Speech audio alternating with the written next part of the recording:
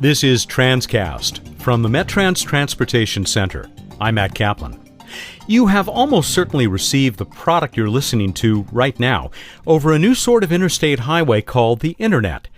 The net is a powerful and fast-growing conduit for commerce, but it won't be delivering groceries, shoes, or a new car to your home anytime soon. The movement of goods, tangible items of value, remains the lifeblood of commerce, and some would say of civilization itself. Collecting these goods and getting them from one place to another inevitably involves the use of trucks. With more and more of us living in cities around the world, those trucks have no choice but to take their place on urban highways. That's where they get on our nerves, help to clog traffic, make noise, and all too frequently harm our environment in even less healthy ways.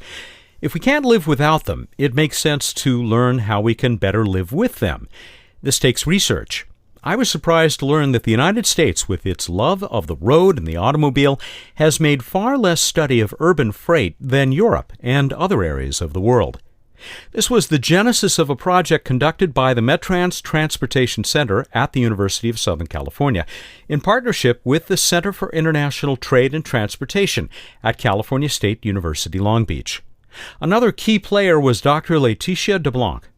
Laetitia is Director of Research at the French Institute of Science and Technology for Transport, Development, and Networks, a huge organization based at the University of Paris East.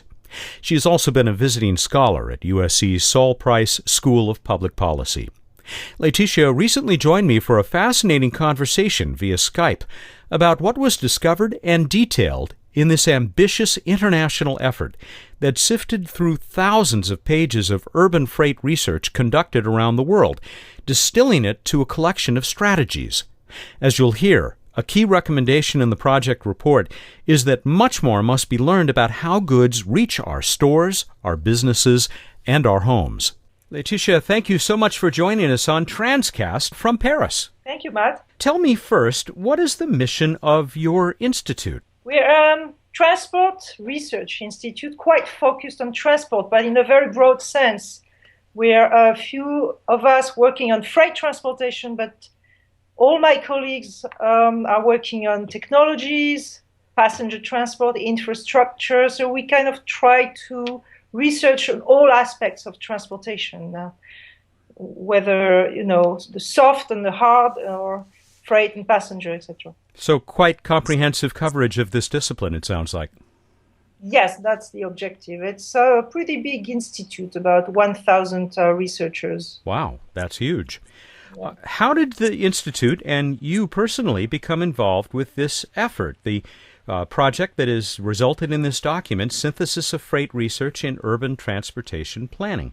So I was very fortunate to be able to work with Professor Giuliano on this project. I was a visiting scholar at USC at the time. That was about a year and a half ago. And we should say that's Jen Giuliano of the MetTrans Transportation Center at USC. And she already had this project to do, but as I was stepping in the program, I was able to participate in it. So we were 4 researchers, Jen, Tom O'Brien, Kevin Holliday, and myself. And I was obviously more in charge of the European aspect of it, but not only. I was also able to work on the general comparison between the US and Europe, which is the main objective of the project, looking at how both regions do things similarly and do things differently, and how the frameworks can be different and how the different solutions can be applicable or not to the other regions. So we had a lot of discussion, actually, which was what made the project really interesting.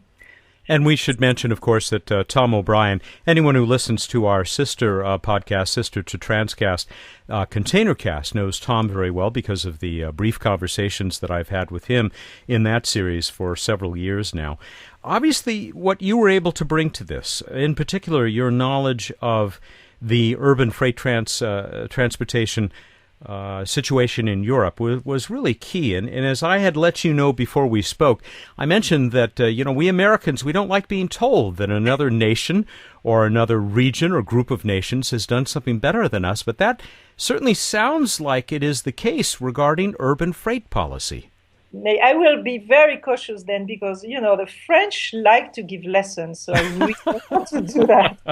And I agree with the Americans sometimes. Yes, but I do agree that in terms of urban freight, because we have these with very big cities with very dense centers, we have been obliged to deal with this issue maybe with a more past than for US cities, which don't have such acute problems, I guess. But we have been looking at strategies on the political side, on the decision-making side, but also I want also to emphasize that European cities have also been doing some sort of data collection and some sort of research, actually, earlier than other regions of the world. So I think we have two interesting things from Europe, urban freight data, and I think it's very, very important.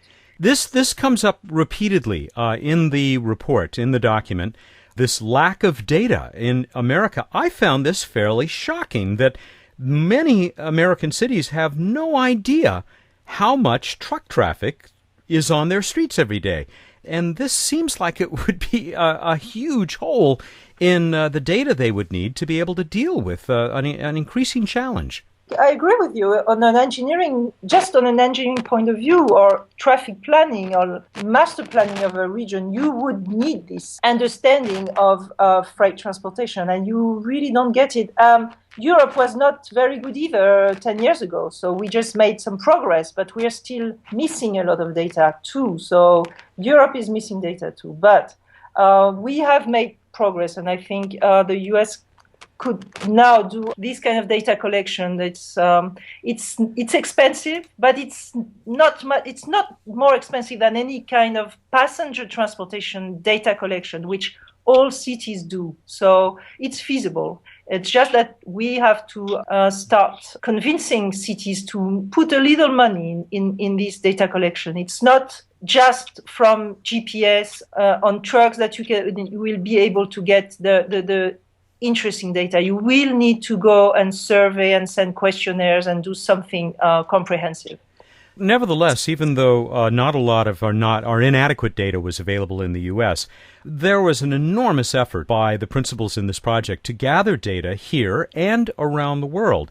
Can you talk a little bit more about that? I mean, where did you go and how was this data gathered? So many cities, actually, even in the US, have done some traffic counting and origin-destination analysis of trucks. So we get that. We get that from French cities that have done a rather comprehensive collection, not only looking at trucks, but also vans, and also looking at what businesses in cities actually generate by category of business. So that is actually, I think, to me, the most interesting result of some of the big surveys that have been made in Europe.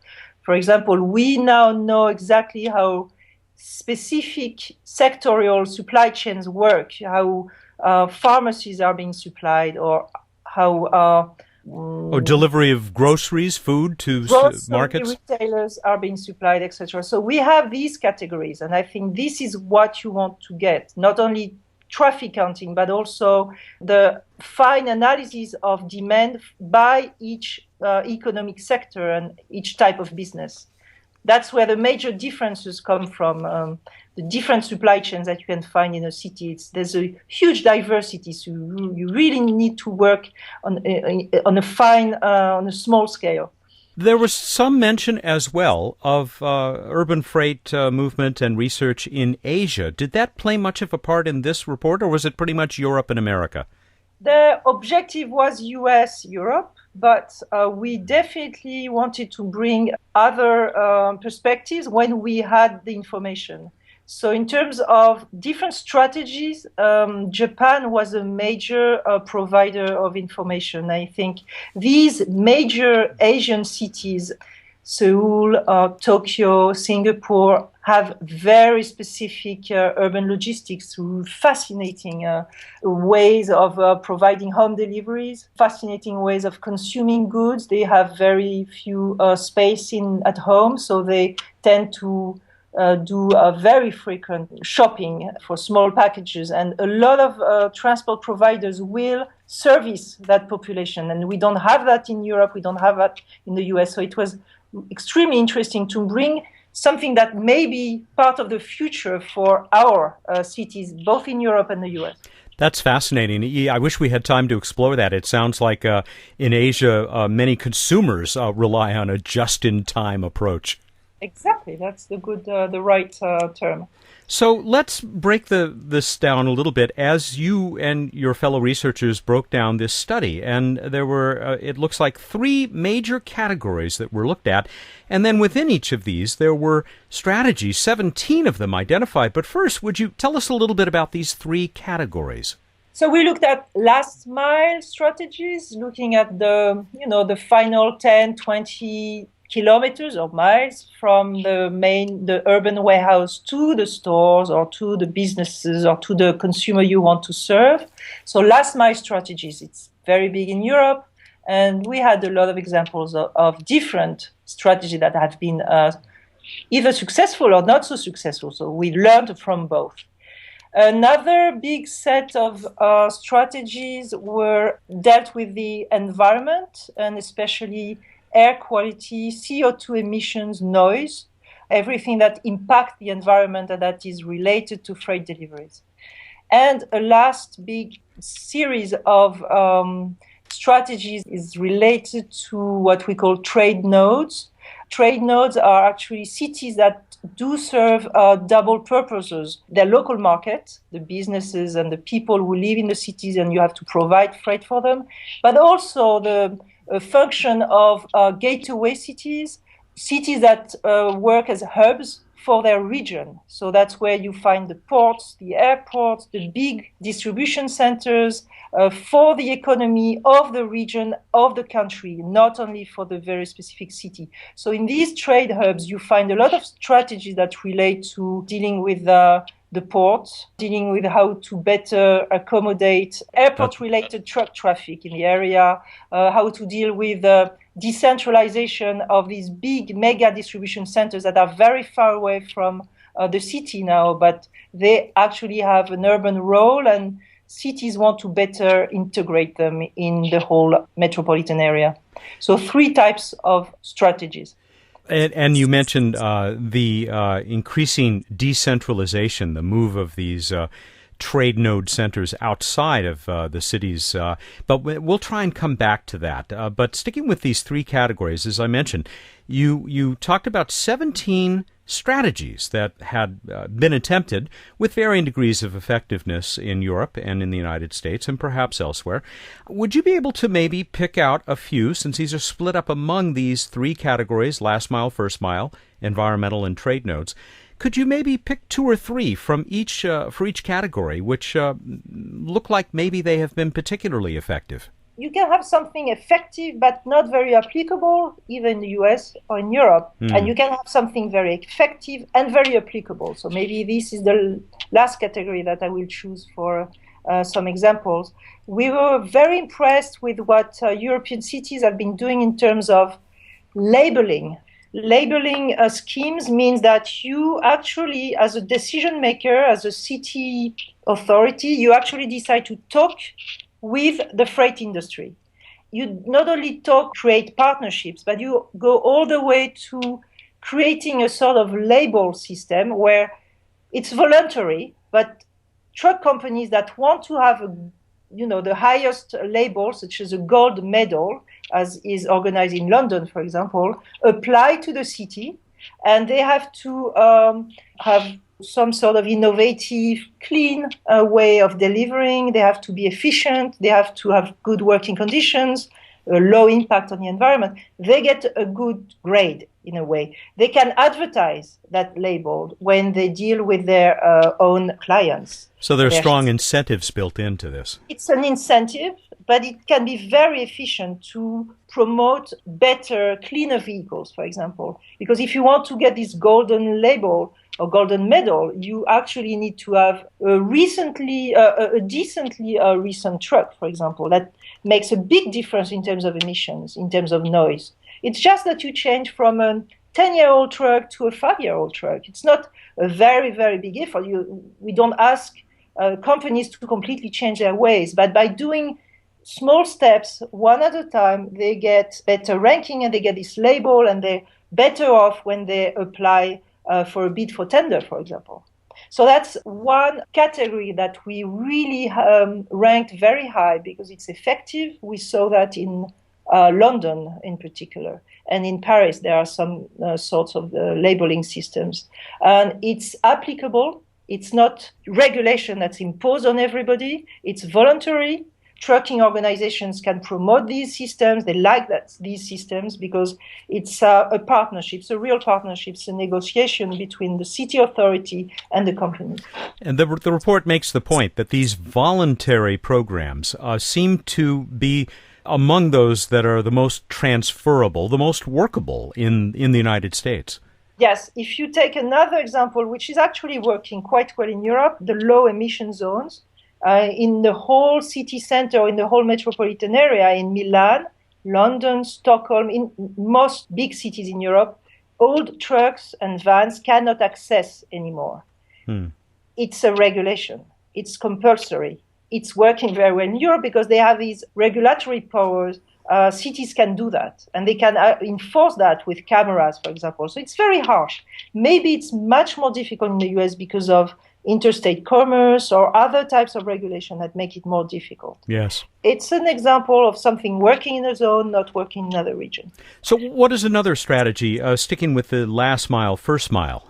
I think one of the most interesting strategies is the deployment of pick-up point networks.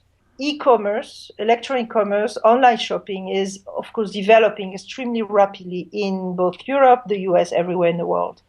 This adds a lot of truck trips to residential neighborhoods.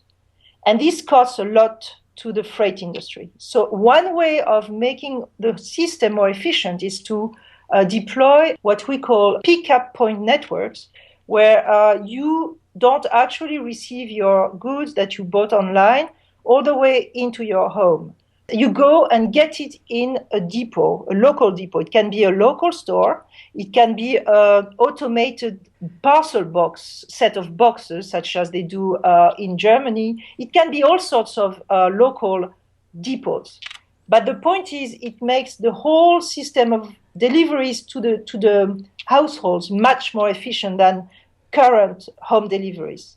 The deployment of these networks is happening. It's happening because shippers and logistics providers want that. Truck companies want that.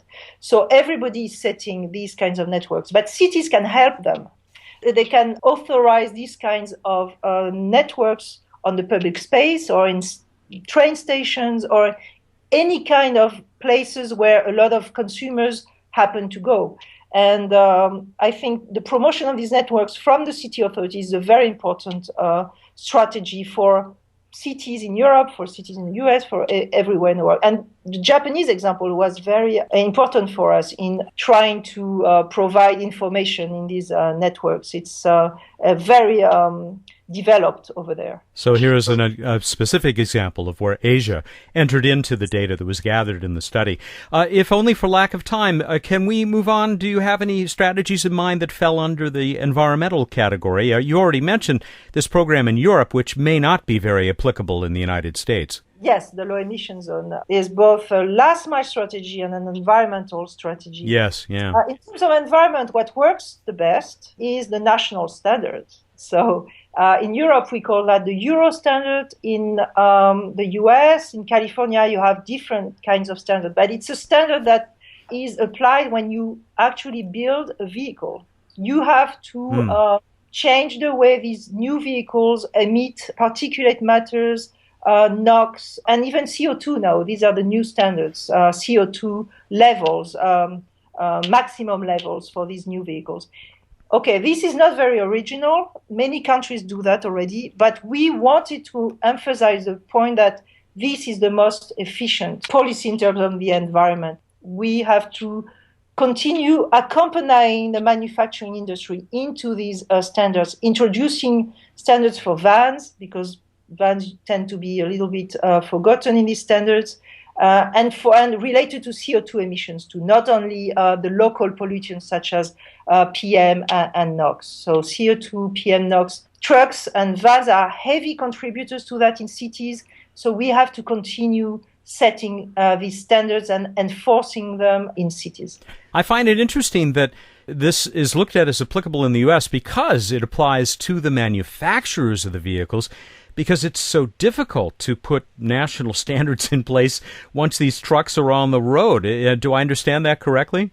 That's exactly the point. It's much easier to go to the source, right? And this market is very active. You buy, you sell trucks. When you're a truck company, you do that many times during the range of the existence of your company. So you need to have better and better quality trucks each time you decide to change your trucks. It's very important. And I'm not talking about only air quality, it's also noise. Standards about noise are maybe missing right now, and this may be a major new development for the future, and it will have a big impact for cities, because noise from trucks is actually one major cause of problem to accommodate freight traffic in cities. So again, standards, national standards. Yes. Let's move on to trade nodes. What were some of the findings regarding strategies there? So trade nodes is a category where you have various different kinds of strategies, and this is where the US is very advanced, relate to the relationship between the port area and the city. Actually, in the US, you have major ports in major metropolitan areas, which is not so common in Europe. And so you have to deal with that. Think about LA, New York. Other cities really are close to their port. Their port is providing a lot of good jobs, economic development, extremely important for the region. They serve as gateways for the containers going all the way to the country. Extremely important. But you have impacts. You have local impacts, environmental justice issues related to the location of these big terminals around the ports to the local neighborhoods.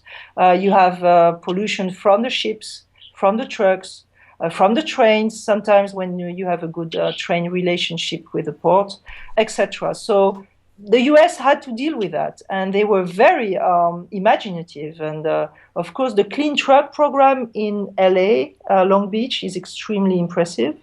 It's the only example in the US where a port went that far in terms of changing the fleet of the vehicles that were allowed to enter a port zone. But it did change a lot of the emissions around the port. It also, I think, it's a kind of invisible benefit to this big program of the San Pedro ports, is it changed the way truckers, these very small companies doing drayage services from the warehouses in the metropolitan area to the ports, going back and forth. They changed their way of doing business. They had to modernize their fleets, meaning they had to maybe make bigger companies, not only just one little company doing all they can to try to make a benefit, but getting bigger, right?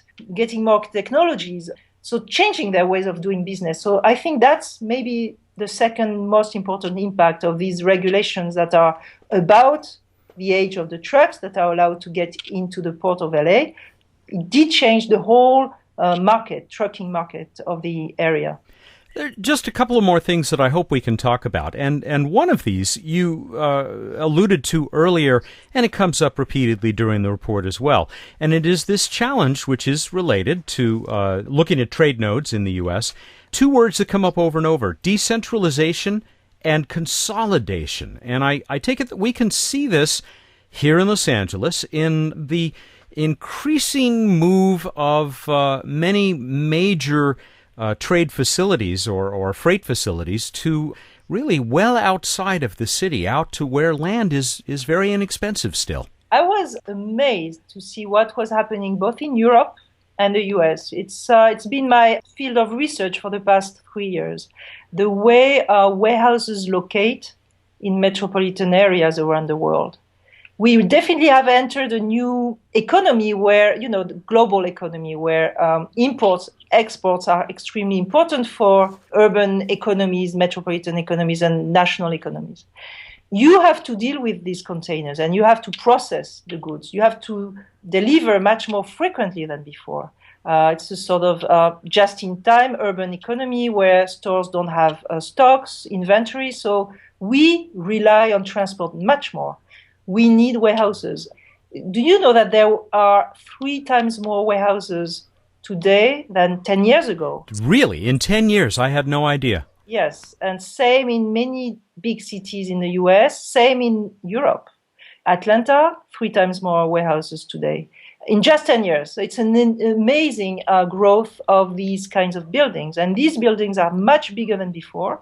They occupy much more land. I've visited in LA, actually, in the Inland Empire, and visited a warehouse that was nearly 2 million square feet, one building. So these are monster distribution centers. So that's the first thing we noted, tremendous growth in the number of warehouses. Second important phenomenon is that these warehouses tend to locate in the very big cities, not in the medium-sized cities of the country anymore. If I'm being very short, I would say they locate in Atlanta, not in Savannah. Yeah. Savannah is a major hub. They get the containers, but the containers don't stay there. They are processed in Atlanta. So why would they go to these big cities where land is actually more expensive? Many different reasons for that. But the point is, these big cities have to deal with many, many more warehouses than before. And the third interesting new characteristic of these how warehouses locate in urban areas is that they tend to decentralize. I call that logistics sprawl. We have tried to calculate indicators of these sprawls. It's very interesting to see how much further they go than any other type of industry, even manufacturing, or all the industries that are being served by these logistics facilities have remained much closer to the dense areas than the logistics facilities have. These facilities have gone all the way 30, 40, 50, 60 miles away from what you could call the city centers. And this is true for the US and for Europe. So it sounds like as you continue to study urban freight, you really are trying to capture an image of what we here in this country would call a moving target. It is evolving rapidly. Yes, that's very true. Yes, just a few years. Can you imagine the difference?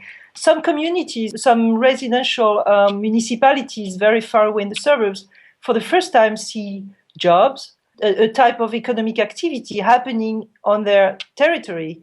Some cities like that because it's a way of providing jobs to the local people, and they don't have to commute all the way to other areas in the metropolitan area.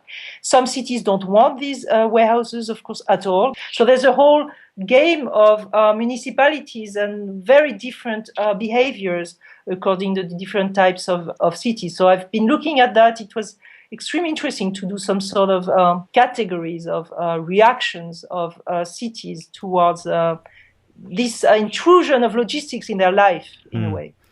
Before we run out of time, I want to see if I can get you to talk a little bit about something that hasn't come up except indirectly, and that is the land use planning and zoning, which is so influential over many of the things that you've talked about already. For example, the siting of these warehouses.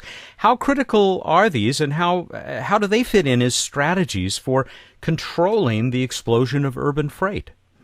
The problem is it's very local and fragmented. In each city or county, for Georgia, it's mostly county and not cities that decide that, have the land use and building permit. This makes for a very fragmented decision-making. And these issues are actually regional because the impact of these big warehouses is regional. You have a lot of vehicle miles that are generated just from one mega distribution center. And you also need to think about infrastructures.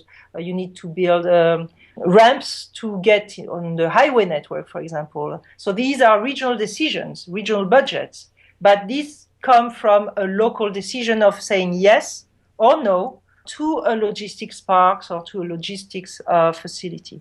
In Paris, we have these issues, and it's even more severe. In the region of Paris, we have 1,200 different municipalities, just for one metropolitan area. Each of them have these land use and building permit powers. So the fragmentation of the decision-making is extremely high, and it's very difficult to have a sort of regional image of and regional decision-making on logistics. And I think we should be better at trying to concentrate logistics facilities in major logistics parks, for example, that would be better connected to the networks, the rail and the highway networks, not too far from them, with access to existing transportation network already, not to have to build these again.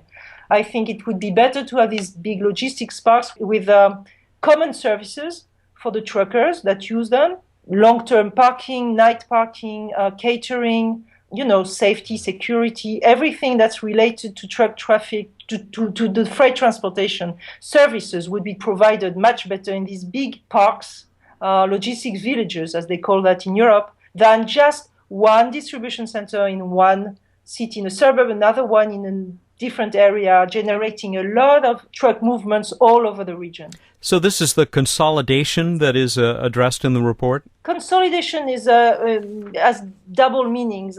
When we use it in a report, it's more of Europeans trying to convince different truck companies to put together their freight and have only one final distribution. So I'm not talking about that. I'm talking about consolidating the location of the warehouses, so that in these big logistics parks, you can actually provide good service to the people working in these parks and to the industries using these logistics parks. It's probably still missing in the big cities that we have been talking about. They do exist, but they don't represent the majority of the logistics facilities that are actually spread a little bit all around the metropolitan area without any kind of logic to the location or services behind these areas. I find it fascinating and would not have expected that a region like Paris in Europe would have so much in common with the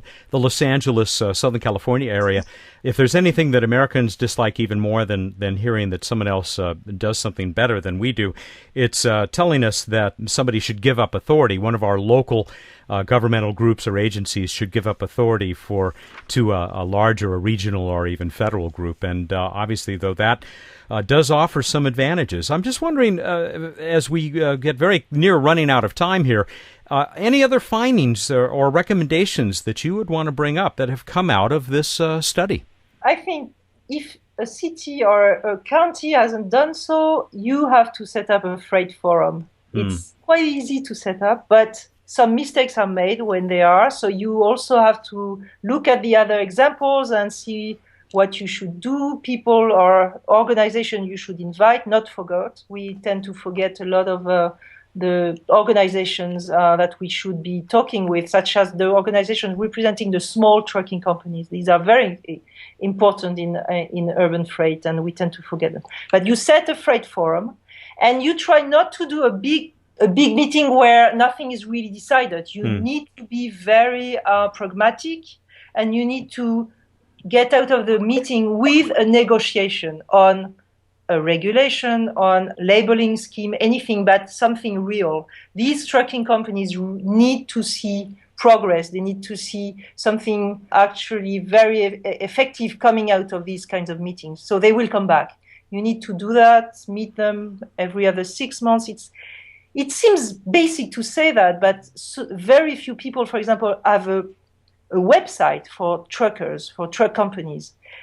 Just a simple site where these people can find the regulations and find some ideas on how to deliver in the city, where to park, where to find a loading and loading zone. These very simple things are still missing, and they don't cost anything.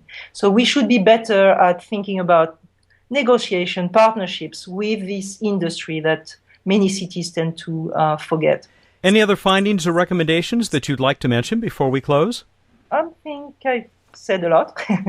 Yes, it has been fascinating. And of course, we could spend much more time talking about this topic, and hopefully there will be other opportunities and an ongoing need for more data. I mean, is that something you would want to call attention to again, that there is much more to be done so that these issues can really be looked at in a comprehensive way, at least here in the United States? Please, yes, please, for European cities and for American cities, please spend a little money on these data collection freight surveys. It's not so expensive. It does provide a lot to us, academics, but we will be able to make models, freight models for you, and it will be useful for transportation planning and other kinds of infrastructure planning, land use planning for the areas. This is still missing. Laetitia, you sound quite passionate about this topic of urban freight. It seems to be something you care about very deeply. Yes, thank you. I do, and I would also like to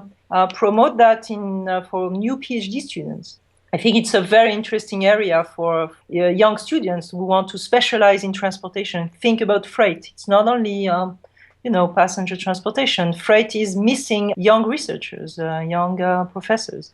It sounds like these young researchers might want to consider your institute, where they would have already 1,000 colleagues who are working on this and related topics. Thank you so much. It's been another fascinating Transcast conversation. Thank you, Matt. We've been talking with Dr. Laetitia Dablanc, co-principal investigator for this study conducted by METRANS, the METRANS Transportation Center, in cooperation with other agencies, including her institute. She is the director of research at the French Institute of Science and Technology for Transport, Development, and Networks at the University of Paris East. She is also a visiting scholar at USC. We hope you'll join us for our next edition of Transcast. You can find past interviews at metrans.org. That's metrans.org. Transcast is a production of the METRANS Transportation Center, which is funded by the U.S. Department of Transportation and the California Department of Transportation, Caltrans. The 5th International Urban Freight Conference comes to Long Beach, California, October 8th through the 10th.